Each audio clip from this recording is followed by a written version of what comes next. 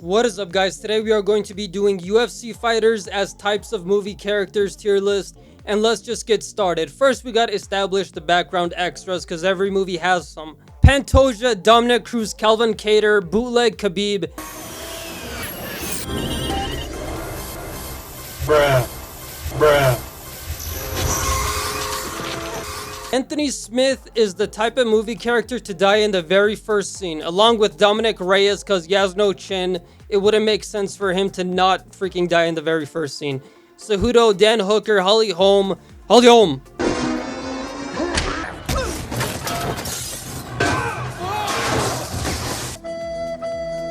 And in the first scene, Conor McGregor is gonna be that one side villain that's like not loyal to anyone, but they're just doing their own thing. Bruh.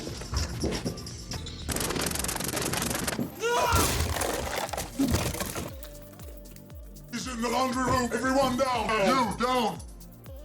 First, I think. You and don't think. Bruh. Into the fire. Down, you piece of shit.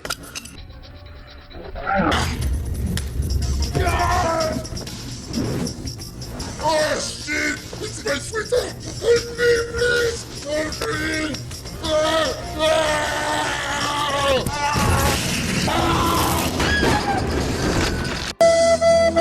Michael Chiesa is the type of character to die off screen, along with Kron Gracie and Mike Johnson. Listen, I just know this scene's gonna go like this. You know, the guys are just driving and boom, building in the freaking background just gets exploded and shit. And then they receive a call and it's like their homie that works in the building. He's like, oh god, they got us, man. Everything's on fire. My god, they got Chiesa, they got Kron, and they got Johnson, man. They got Johnson.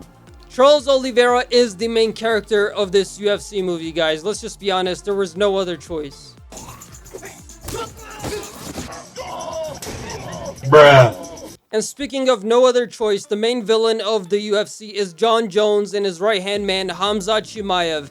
Khamzat's like the Darth Vader to Jones's Palpatine, if you will. I kick your ass and his ass together. Come in the cage. Kill this guy.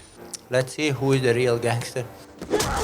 Give me $5 or I smash this guy, brother. Come on, there's got to be a way we can work this out without money. Fuck your ass. Bruh. I fuck you boy up. I fucking backstage as well. I come here, fuck everybody. Robert Whittaker and Stephen Wonderboy Thompson are the type of movie characters to die early to show the villain's capability, guys. Let's be honest.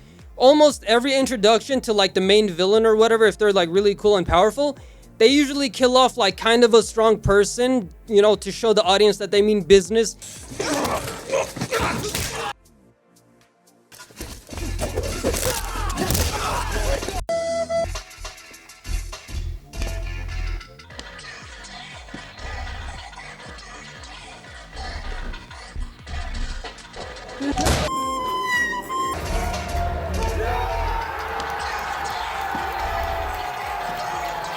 And you know, every great movie has that one early mentor that gets shot or capped off in the first 25 minutes. Yeah, Jim Miller is gonna be like the Uncle Ben of the UFC, right? He's gonna get capped off in like 20 minutes. With great power comes great responsibility.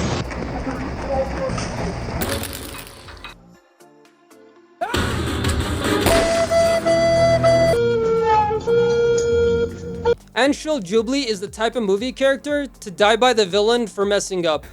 The ice stretch gets some rest.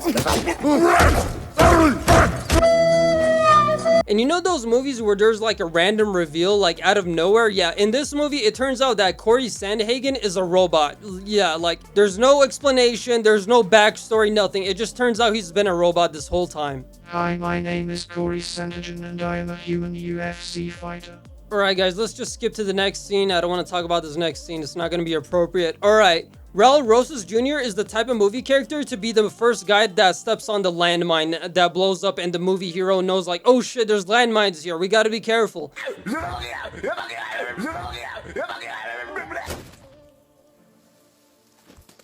Also, not all the time, but there's sometimes these weird, out of nowhere, scary dream sequences that come out of nowhere. And it's always in like the most unexpected movie. Like the movie would be like a musical comedy romance. And like in the middle of the movie, there's like the scariest scene ever dream sequence. And in this movie, Shamil the Blob Gaziev will be that villain in the random dream sequence.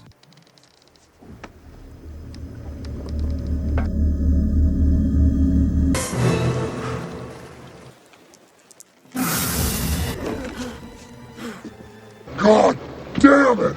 And you know those movies where the characters are just hanging out and then boom, all of a sudden one of them gets sniped, and you know, it's usually like an unimportant background character. And yeah, GM3 Gerald is the character in this movie that gets sniped out of nowhere, and then Oliveira and the homies are like, oh shit, there's a sniper, we gotta be careful. We can go to the airport, and from there, we can take it. Bruh. And every movie has to have this comedic relief, and Derek Lewis is the perfect choice for this. I doubt anyone would have a problem with this choice. And you know those scenes where like the villain is escaping and they usually take like a hostage or take out a few people on their way out, either on accident or directly? Yeah. Dariush, Brandon Marino, and Chris Curtis are those type of guys to get axed off in that way. I feel like Jon Jones would run them over with a car. And Bilal Muhammad is that one character that you completely forget about, but they're like really important to the story. And then when you go back and look, it turns out they were in like 99% of the movie, but you just completely forgot about them. To get out of here, first, we're gonna seal off this movie.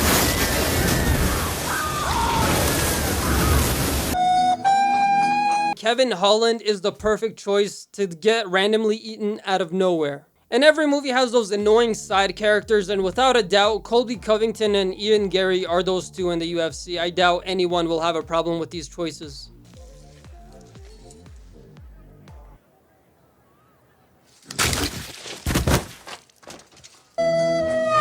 You know those goons that die in accident in the battles and shit by messing up or whatever, like trying to climb the castle walls or whatever? Yeah, Johnny Walker is gonna die like that in this movie, and it's gonna be super hilarious.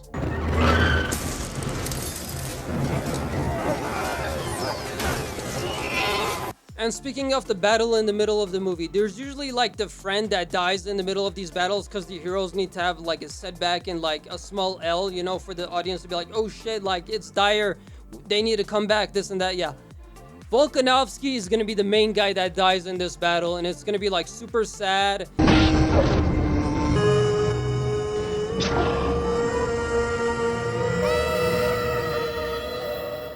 I stood up myself and look at me now. I stood up myself and look at me now. Also, Aljamain Sterling and Matthias Gamera are those just weird characters that just never leave, and they have so much screen time. It doesn't even make sense how they would be in this movie for so long, but they're there and they just never leave, and it's annoying and the audience hates them. And every great movie has some cameos, and in this movie, Sean Strickland and Nick Diaz are gonna have the main cameos in this movie. I'm starting to sweat. You need to shut up. You need to move the gun. You need to shut up. Sit down. I'm very sorry. I'm trying to get the landing right. You must understand. You want to get the landing right. And you know there's those characters that are just in like one scene, but that one scene is usually like one of the best scenes in that movie, if not the best scene in the entire movie. Yeah, Michael Venom Page, Renato Moicano, Zhang Weili, and Tony Ferguson are those type of characters in this movie.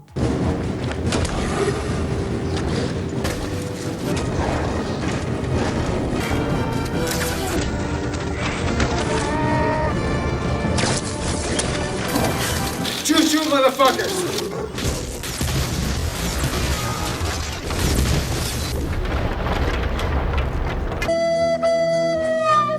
And every movie has that one anti-hero that really hates themselves and they're not good people, but they're trying to go after people worse than themselves. Yeah, Dustin Poirier is that guy in this movie.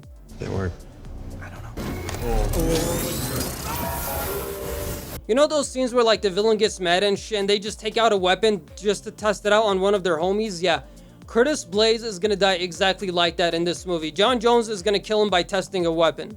And you know those movie trailers that make a certain character look really cool, give him cool highlights, this and that, and you're like, holy shit, in the movie this character is gonna pop off, they're gonna do so much cool shit, and then they die in like the lamest way? Yeah, Michael Chandler is that character in this movie.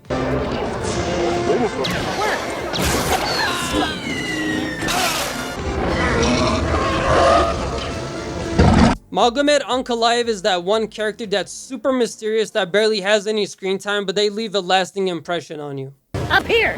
He's up there!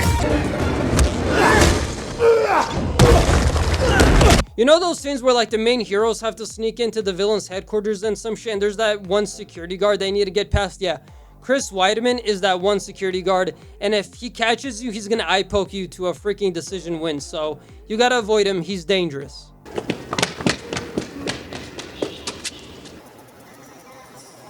And in every movie, there's that one friend character that turns out to be a traitor, and then they have like this weird cheesy line where he's like, My father told me to pick the winning side. and then they die off anyway later on. And yeah, Paulo Costa is that character in this movie. And usually the first wave is like the people that aren't that big of threats, and the first wave of this movie is Andrei Arlovsky, Abus Magomedov, that's gonna gas out in 2.4 seconds, Kevin Gastelum, and Clay Guida.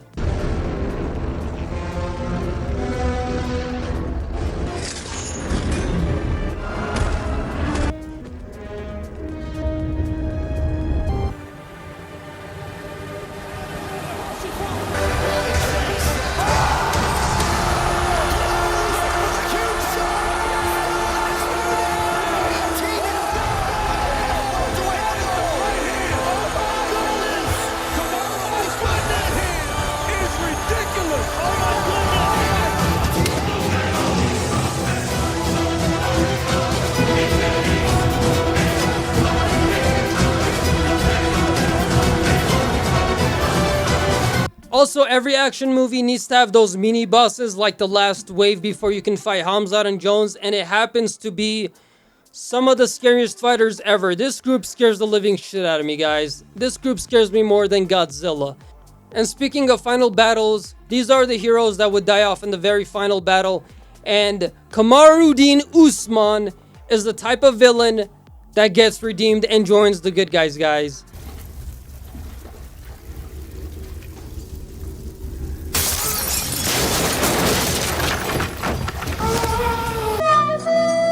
But at the very end, almost all the good guys get axed off. There's very few left. There's like 2 left. Pereira and Oliveira, and one of them has to have the sacrifice scene. Pereira is gonna have the final sacrifice in this movie. It's the scene where everyone's gonna have to cry.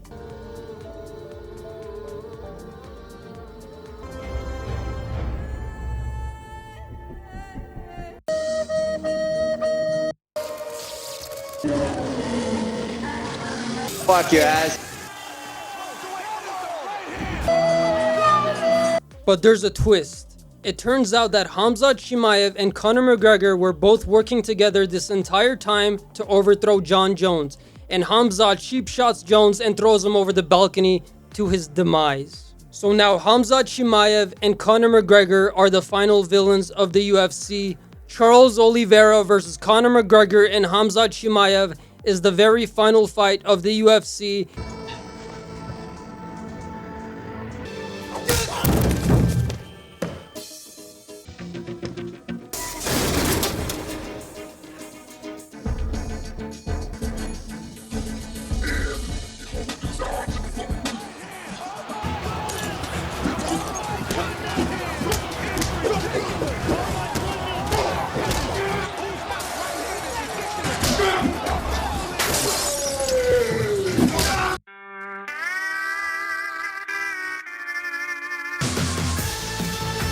And that was it for today, guys. Like, subscribe, I read all comments. Let me know in the description what you think. God bless you guys. Bye.